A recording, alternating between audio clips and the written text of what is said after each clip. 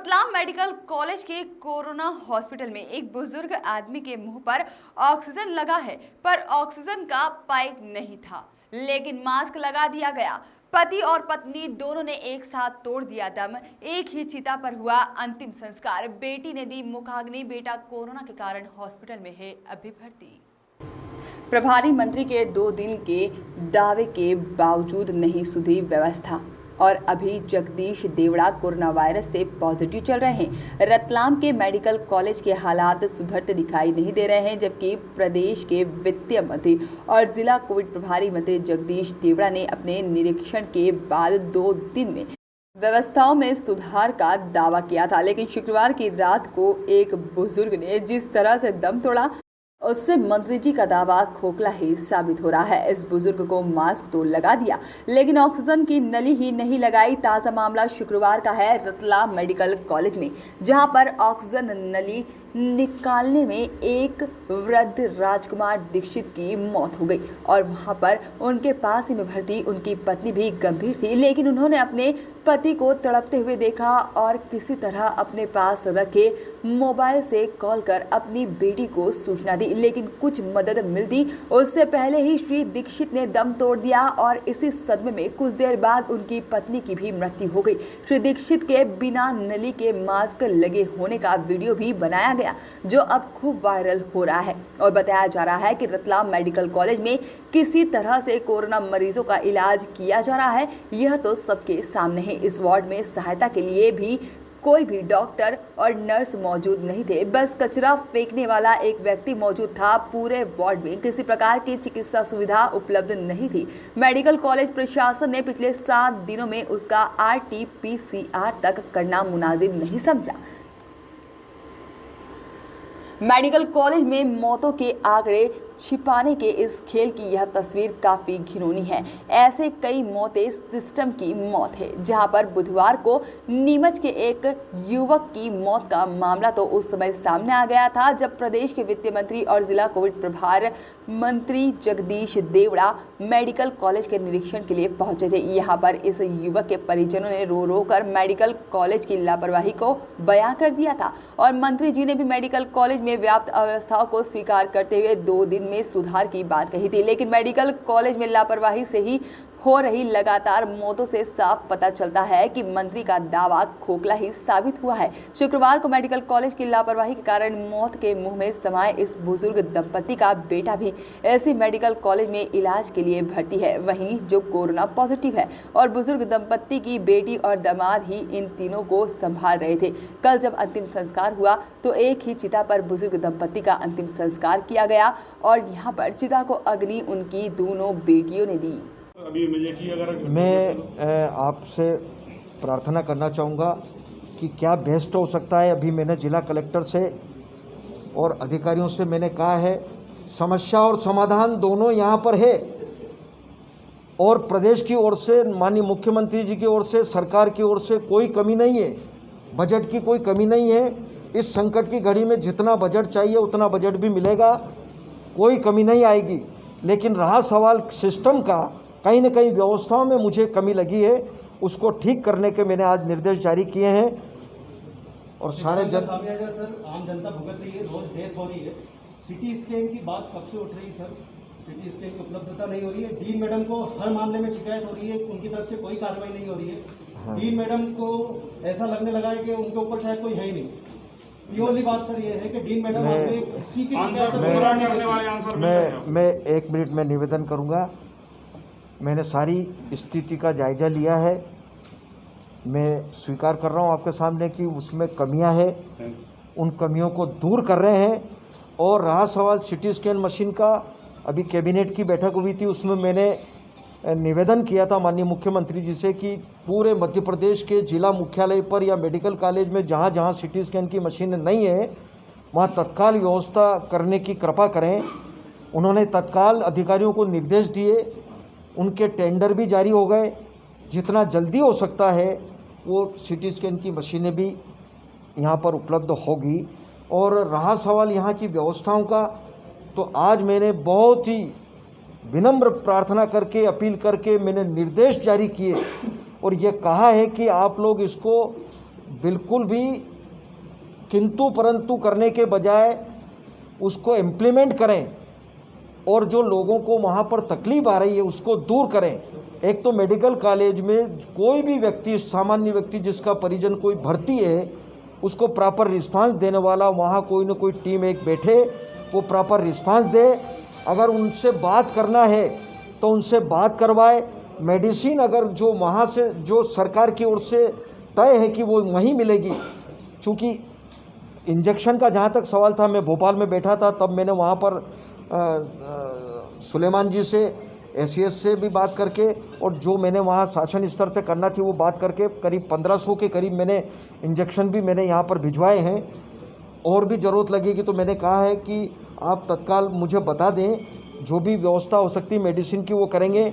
आज भी कुछ मेडिसिन खरीदने के लिए मैंने निर्देश जारी किए हैं, करीब 5-10 लाख के जो भी जितनी राशि की मेडिसिन आएगी वो आज की तारीख में खरीदेंगे। कल मेडिसिन पूरी हो जाएगी और कुछ मेडिसिन ऐसी है जो भोपाल से आना है और इनकी बात हुई है तो करीब 15 दिन लगने का कहा है। तो मैं जाकर के आज ही दूरभाष पर बात करूंगा, वो जितना जल्दी हो सकता है 2-4 दिन में, 5 दिन में वो मेडिसिन यहाँ पर मिल जाएगी। मंत्री जी, आपको लगता है कि आपने जो विनम्र अपील करी है उसका असर पड़ेगा प्रशासन? बिल्कुल, मुझे आशा ही नहीं, मुझे पूरा भरोसा है। उसकी रिपोर्ट कितने दिन में नहीं, वो भी मेरी बात हुई। समय सीमा में जितना समय लगता है, दूर दूर के लोग आ रहे हैं यहाँ पर। मुझे लगता है मेडिकल कॉलेज पर 4-5 जिलों का भी लोड है, क्योंकि इंदौर जो जा रहे हैं तो इंदौर वहाँ बिल्कुल फुल है। मुझे वहाँ पर लगता है कि वहाँ पर बॉम्बे हॉस्पिटल, अरबिंदो और भी भोपाल के चिरायू या जितने हॉस्पिटल है, मुझे लगता है कि इस समय सारे भरे हुए हैं। तो इस रतलाम ज़िले पर भी मुझे लगता है कि बहुत ज़्यादा लोड है। 4-5 जिले झाबुआ के लोग भी यहाँ पर आ रहे हैं, राजगढ़ के यहाँ पर आ रहे हैं, लेकिन आएंगे तो उनका प्रबंध हो। आज बैठक में मैंने यही बात कही है कि आपको कोई कमी लगती हो तो मैं हर समय उपलब्ध रहूँगा और उस कमी को दूर करेंगे। सर, आपके प्रयासों से इंजेक्शन आ रहे हैं पर सिस्टम के फेलियर की वजह से जो डेथ हो रही है उसका जिम्मेदार जो है उसके खिलाफ कोई कार्रवाई आपकी तरफ से? मुझे लगता है कि ऐसा मेरे संज्ञान में कोई जो भी विषय आएगा, अगर कहीं किसी की लापरवाही भी होगी तो निश्चित रूप से कार्रवाई करेंगे। 5-5 घंटे पेशेंट को अंदर लेने के बाद ट्रीटमेंट चालू नहीं हो रहा मेडिकल कॉलेज में, ये स्थिति आज की तारीख में? मुझे स्पेसिफिक अगर कोई बताया भी है तो मैंने तत्काल वहाँ पर, आज मैं वहाँ खड़े रह करके मैंने ये कहा है और वहाँ और लोगों से भी मैंने चर्चा करी जिनको तकलीफ होगी, उनसे भी मैंने बात की। इंजेक्शन 1 से 3 बजे तक आज से शुरू हुआ हेल्प डेस्क, ये बताया गया है कि 1 बजे से 3 बजे के बीच में मरीज के परिजनों को जानकारी दी जाएगी। मैं स्वयं 4 घंटे वहाँ खड़ा था सर, लोगों को परेशान होते हुए देखा, रोते हुए देखा। अब अभी भी अगर हम नहीं जागेंगे तो सर मानवता खत्म हो जाएगी सर इस स्थिति। मैं आपको धन्यवाद दूंगा और मैं तो आपसे भी, सब हमारी इलेक्ट्रॉनिक मीडिया के हमारे जितने साथी, मैं सबसे अपील भी करूंगा कि आप संवाद भी अगर हमसे भी अगर करना चाहें तो करें। और ये अब हम सबका काम है, हम सब लोग इसमें मिलकर के सहयोग करेंगे। और आपको कहीं लगता है कि कमी लग रही है, आपने आज मुझे संज्ञान में डाला, मैं आपका बहुत आभारी हूँ। मैं धन्यवाद कर रहा हूँ कि आपने मुझे बताया। कहा कि कहीं पे भी लॉकडाउन नहीं है, रतलाम में 19 तक का लॉकडाउन है। क्राइसिस मैनेजमेंट नहीं, भोपाल में भी किया है, क्राइसिस मैनेजमेंट की तरफ से लॉकडाउन लगाया क्या। गया देखो, है। मैं अधिकारी और जनप्रतिनिधि जिम्मेदारी लेकर ऊपर लेवल पे लगा। मेरा ये कहना है कि समय की आवश्यकता है और इस संकट की घड़ी में सावधानी रखना, मास्क लगाना, सोशल डिस्टेंसिंग का पालन करना और लोगों को मनोबल बढ़ाने का काम भी आप भी करें, हम भी करें और लोगों को प्रेरित भी करें, क्योंकि इस समय लोग थोड़े घबरा रहे हैं इससे। तो घबराहट नहीं हो और लोगों को थोड़ा हिम्मत दिलाने का काम भी हम सब लोग करेंगे तो निश्चित रूप से मुझे लगता है कि मैडम को करने के बाद भी कोई कार्रवाई नहीं होती है सर। ये आज का मैटर नहीं है, ये बहुत दिनों से ये मैटर को चला। अब मैं इतना कोई कार्रवाई नहीं होती सर। आप जैसे इंजेक्शन की अवेलेबिलिटी है लेकिन फिर भी वहाँ नर्सेज और जो डॉक्टर्स हैं वो बाहर से मंगवा रहे हैं। अब मैं इतना कह सकता हूँ कि बहुत सारे ऐसे इंजेक्शन हैं जो वास्तव में बाज़ार से ही लाना पड़ते हैं। दूसरे कोई ऐसे जो इंजेक्शन वहाँ मिलते हैं, जो नियम में है, जो वहाँ लगना है वो वहीं लगेंगे। और अगर आपके संज्ञान में कोई चीज़ आती है तो मैं इतना कहूँगा यहाँ पर इस प्रेस कॉन्फ्रेंस में आपके साथ में कि हमारे अधिकारीगण भी हैं, हमारे जनप्रतिनिधि, आप बताएंगे और मैं भी उपलब्ध रहूँगा, तुरंत कार्रवाई करें। एक मेजर इशू ये आया है कि किसी को वहाँ पे मोरे पे नाम इंजेक्शन लिखा गया है, और उसको मोरेफेनम की जगह जो है एंटीबायोटिक है उसकी जगह सेपरेट जोन लग रहा है, तो उसके पेपर पे वापस से ये नोटशीट नहीं सेट होती है, उसके कारण से कहीं ना कहीं उसको प्रॉब्लम्स क्रिएट होना चालू हो जाती है। ये सारी व्यवस्थाएं आपने कोई टाइम लिमिट दिया है इतने दिन में सारी व्यवस्थाएं बहुत जल्दी 2 दिन में मुझे लगता है कि जो कुछ मैंने देखा है और आपने मुझे बताया है इस समस्या का समाधान 2 दिन में हम करेंगे और मेडिकल कॉलेज की बेहतर व्यवस्था जो हो सकती है वो व्यवस्थाएं हम करेंगे। बहुत बहुत धन्यवाद। भर्ती होती है ना सर 2 महीने के लिए होती है, सुविधा के आधार पर जो भर्ती होती है अगर उसका टाइम फ्रेम बढ़ाया जाए तो बढ़ सकता है। आज आपने देखा भी आप सास ससुर और साले यहाँ भर्ती थे, क्या व्यवस्था रही कि आपने शिकायत भी की थी जगदीश देवड़ा जी को, और कुछ ये सुनने में आया कि उनकी देखरेख नहीं गई जिसके कारण वो असमय काल तक रात पहुँचे। 12 तारीख के दिन उन्हें एडमिट किया गया था सुबह, तब तो वो ठीक थे, बहुत ज़्यादा तबीयत ख़राब नहीं थी, पर यहाँ जिस दिन से आए हैं उस दिन से हर दिन उनकी तबीयत बिगड़ती गई है। ऑक्सीजन पर थे और हर दिन उनके फ़ोन आते थे मेरे पास कि यहाँ कोई सुनता नहीं है। एक दिन ये था कि मेरी सासू माँ का फ़ोन आया, वो बोलते हैं कि मैं 3 घंटे से बाथरूम के लिए यहाँ चिल्ला रही हूँ, मुझे बाथरूम करवा दो। वो ऑक्सीजन पर थे, वो उठकर नहीं जा पा रहे थे, 3 घंटे तक किसी ने बाथरूम नहीं करवाया उनसे। जब मैंने यहाँ पर आकर देखा तो मेरे ससुर जी बोलते हैं कि मुझे 10-10 रुपये की कुछ सिक्के दे जाओ। मैंने पूछा क्यों, तो उन्होंने बताया नहीं। बहुत पूछने के बाद मुझे पता चला कि हर बार बाथरूम करवाने पर 10 रुपये यहाँ देना होते हैं। तो स्थिति बहुत ख़तरनाक है। मैंने अपनी आँखों से पेशेंट को गिरते हुए देखा है, वो गिर गए, उन्हें कोई उठाने के लिए नहीं आ रहा है। आखिर में तड़प कर पेशेंट खुद अपने ताकत से उठता है और बाथरूम तक के लिए जाता है, पर यहाँ कोई सुविधा नहीं है। अभी 2 दिन पहले मेरी सासू माँ का फ़ोन आता है शाम को 6 बजे मेरे पास कि बेटा पापा तड़प रहे हैं, कोई सुन नहीं रहा है यहाँ पर। मैंने यहाँ आकर देखा तो वो बाईपैक पर थे और बाईपैक पे ऑक्सीजन का मास्क तो लगा हुआ था पर नली नहीं थी। मतलब वो ऑक्सीजन के लिए, जो मैंने वीडियो भी शेयर किया है, ऑक्सीजन के लिए वो तड़प रहे हैं, बोल रहे हैं कि ऑक्सीजन दो, पर वहाँ कोई जिम्मेदार व्यक्ति आके ऑक्सीजन नहीं लगाया। थोड़ा हंगामा करने के बाद कोई व्यक्ति आता है और ऑक्सीजन की पाइप लगाता है, पर तब तक बहुत देर हो चुकी होती। इतना देखने के बाद कुछ घंटों बाद मेरी सासू माँ का भी देहावसान हो गया और वो भी चले गए।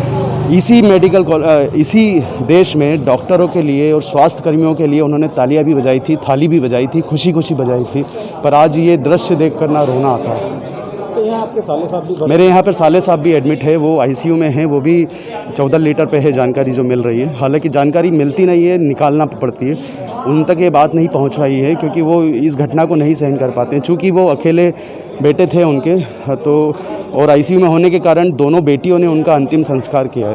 अच्छा, आपने ये पूरी घटना की उनकी शिकायत की? मैंने हर अधिकारी लेवल पर शिकायत की है, कलेक्टर को, डीन मैडम को, यहाँ तक कि प्रभारी मंत्री आए थे उनको भी शिकायत की थी। उन्होंने आश्वासन भी दिया था कि 4 से 5 दिनों में स्थिति वो सुधरेगी, पर 4 से 5 दिनों में स्थिति और बिगड़ती जा रही है और मैं यहाँ पर लोगों को रोते हुए देख। KRN न्यूज़ के लिए रतलाम से सुल्तान किरमानी की रिपोर्ट।